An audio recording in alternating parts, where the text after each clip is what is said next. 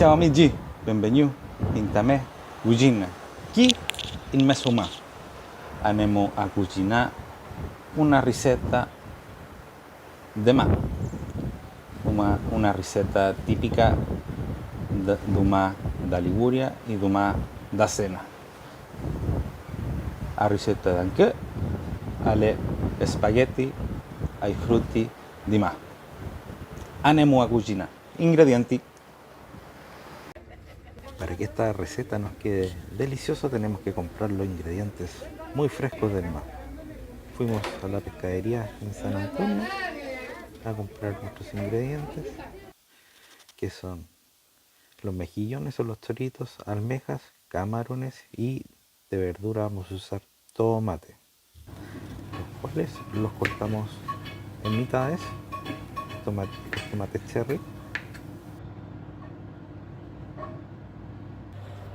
Luego calentamos aceite de oliva con un poco de ajo y salteamos los camarones.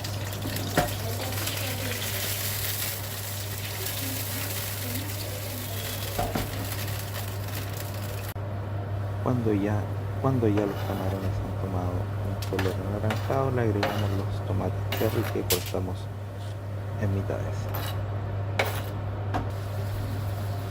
Agregamos sal, agregamos pimienta y también en esta oportunidad le agregamos un poco de merquén. Una vez que el tomate ha soltado un poco de jugo, agregamos los choritos y las almejas y esperamos que se cuezan y agregamos un poco de vino blanco, o bien si no tienen vinagre de vino blanco, y dejamos cociendo los mariscos, si es lo posible, tapar el sartén mientras calentamos el agua para cocer los espaguetis. Una vez que ya el jugo haya tomado el sabor de los mejillones y las almejas, los retiramos para que esto va a ser más fácil poder los espaguetis calentarlos junto con esa salsa que estamos haciendo. Cuando ya los espaguetis estén al dente, los agregamos al sartén con nuestra salsa.